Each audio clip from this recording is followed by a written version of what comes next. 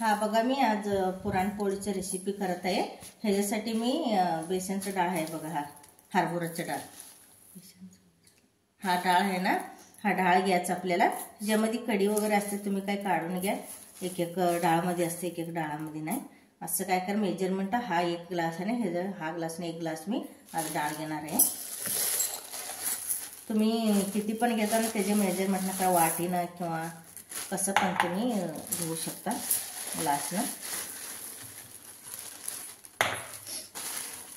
आम्ही पुरणपोळीचं आम्हाला आवडते स्वीट वगैरे खायला, म्हणून मी एक हा ग्लासनं 1 वाटी काय करत आहे बघा, 1 ग्लास घेत आहे।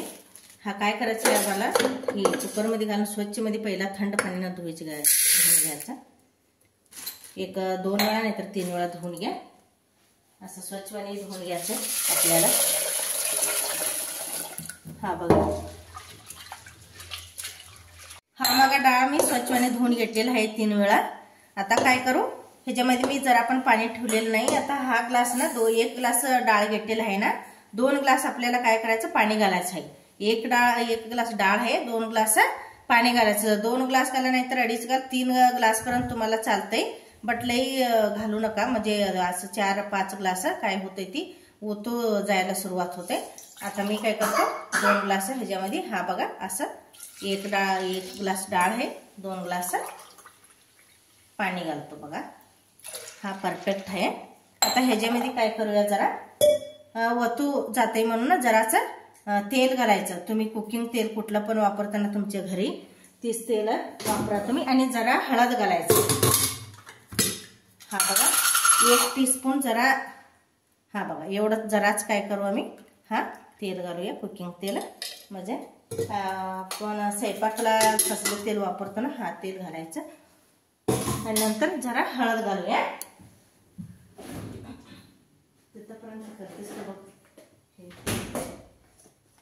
हा बघा 1 चिमूटभर तेवढंच काय करूया, असं हळद घालूया।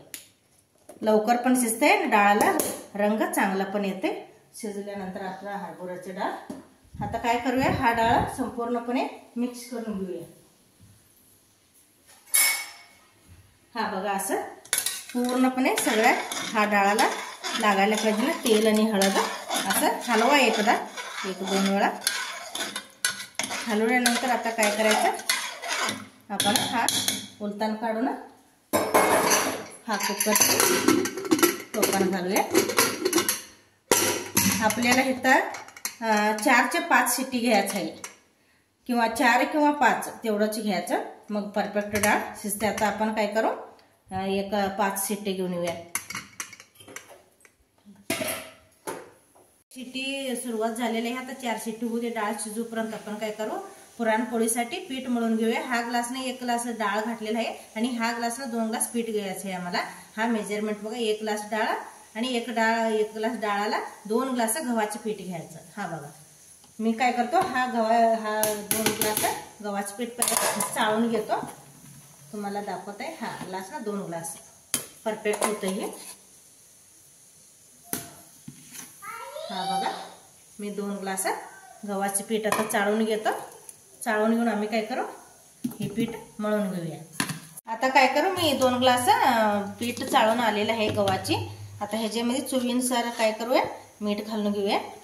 तुम्हाला किती मीठ लागतं तुमच्या घरी तेवढं तुम्ही घालू शकता। मी असं काय करतो, हे पिठामध्ये बारीक मीठ घालून घेतो, आणि आता हे आपल्याला जरा जरा पाणी घालू ना, हा बघा मी 1 तांबे पाणी घेतलेलं आहे, 1 तांब्या लागत नाही, जरा जरा घालून आम्हाला हा पीठ काय करायचं, मळायचं आहे। हा बघा असं थोडकं घालायचं पीठ, कधी पण तुम्ही हाताने मळून घ्या, मग काय होतंय पोळी चांगले येते। आणि आपल्याला काय करायचं, पहिला घट्ट मळून घ्यायचं आहे, एकदमच पाणी ओतू नका। हा बघा असं जरा जरा पाणी ओतून आपल्याला मळून घ्यायचं आहे। हा बघा मी पीठ मऊपणे मळून घेतलेलं आहे। आता ह्याच्यावर जराशी थोडीशी काय करूया, तेल घालूया, जराच, फक्त मळताना मी काही पण तेल घातलेले नाही। असं बघा परफेक्ट तुम्हाला मी दिसतोय, हा परफेक्ट आता काय हे आपलं पोळीचं पीठ तयार झाले। जरा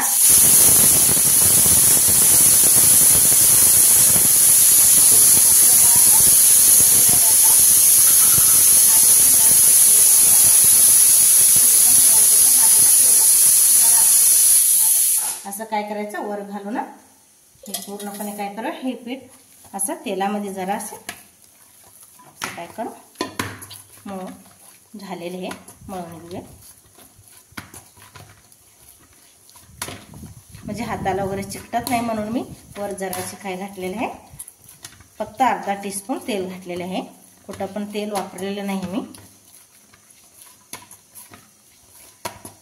असं आता परफेक्ट आमचा पोळीचं पीठ झालेलं आहे. मी घरची गव्हाचे पीठच वापरलेलं आहे. कुठं ह्याच्यामध्ये मैदा वगैरे काही घातलेले नाही मी. पूर्णपणे गव्हाचे पीठाची आज मी पोळी बनवणार आहे. हा बघा आपला जरा पण आता हाताला चिकटत नाही. हा 5 मिनिटं रेस्ट करायला सोडूया वर झाकून.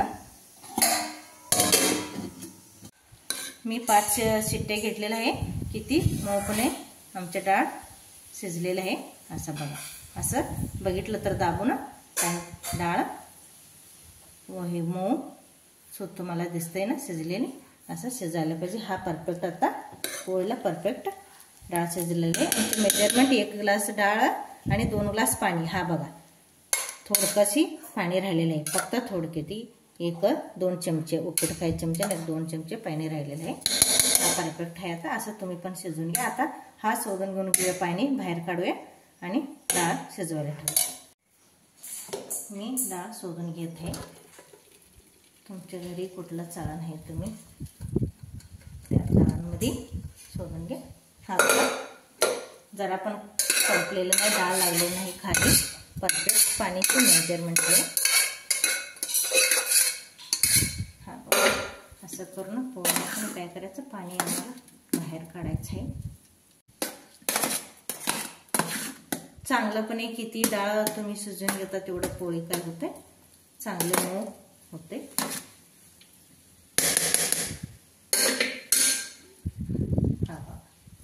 जरा पण पाणी राहिलेलं नाही खाली, तुम्हाला मी दाखवतो.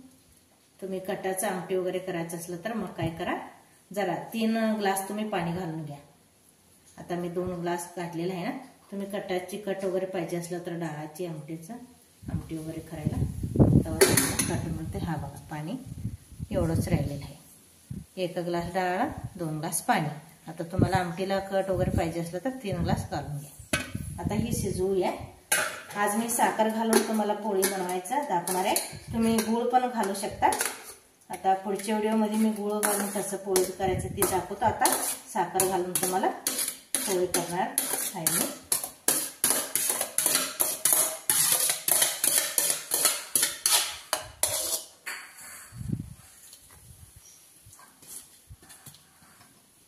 आता हा काय करू, चुलीवर ठेवूया गॅसवर.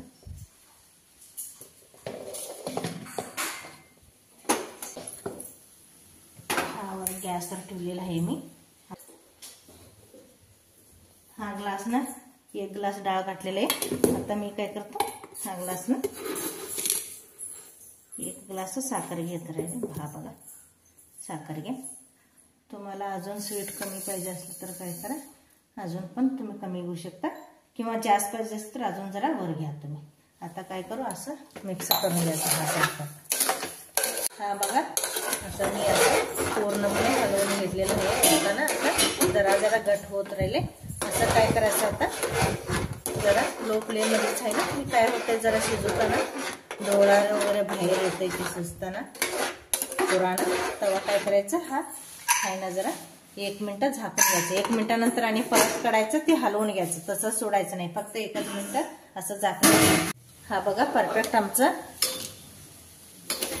पुरण तयार झालेलं आहे. बघा असं लई घट पण करून घ्यायचं, लई पातळ पण करून. जरा असं वर ठेवलं का नाही ह्या काय जायचं, ही असं पडायला पाहिजे. म्हणजे आता काय करूया, पुरण वाटून घेऊया.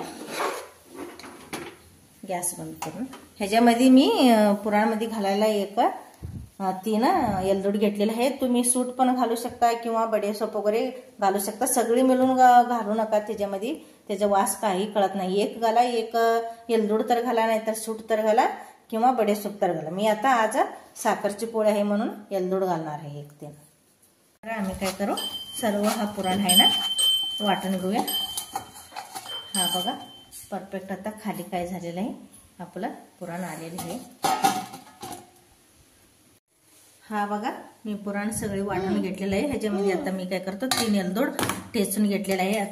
ह्याचा फ्लेवर चांगलं होतं टेचून घेतलेली. पावडर असलं तर पावडर घाला किंवा तुम्ही असं टेचून घ्या. असं टेचून घ्या. मी चांगलं फ्लेवर येते म्हणून वास येते म्हणून मी काय एलदोड होतं ते काय केलं मी त्याच्यातनं बी काढून असं टेचून घेतलेलं आहे. आता ह्याच्यामध्ये हा परफेक्ट आहे बघा असं पुराण.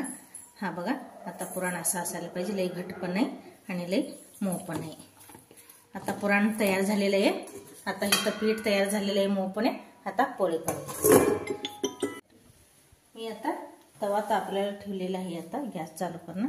आता काय करूया असं ही पीठ येऊन गोळी करून घेऊया.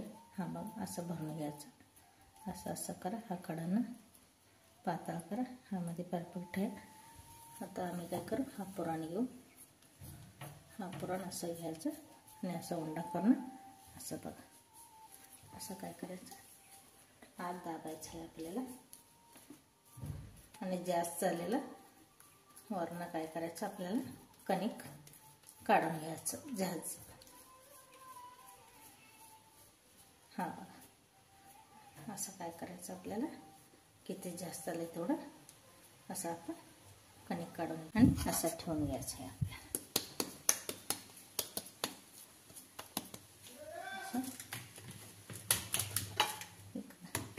असं बघा मऊपणे काय करूया असं आपण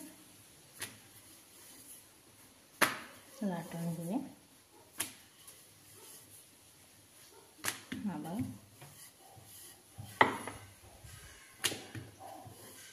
हळू लाटून घ्या.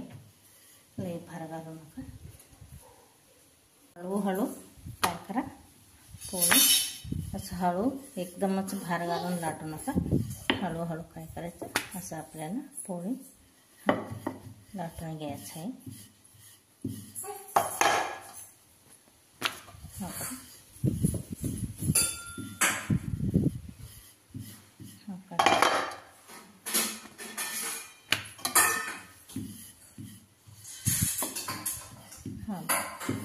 असं काय करायचं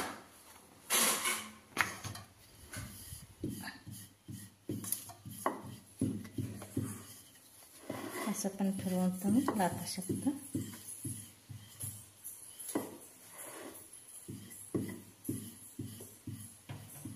लाटून घेतल्यानंतर असं उचल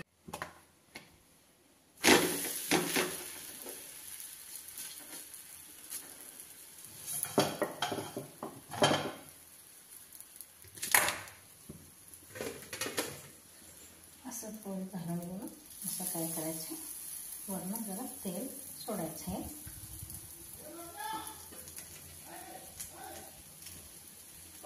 मी हाताला पोळी फिरवत आहे. तुम्हाला सवय नसतं तर तुम्ही उलटान पण घेऊ शकता. हा बघा पोळी रंग चांगले आलेले आहे बघू शकता तुम्ही. मी कुठलीही हळद वगैरे काही वापरलेली नाही पिठामध्ये पीठ मळताना. आता काय करू असं बघा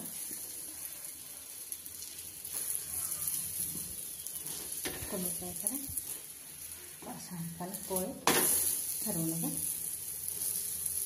आता सर्व प्रकारची पोळी आपण काय करू करून घेऊया सर्व पोळी.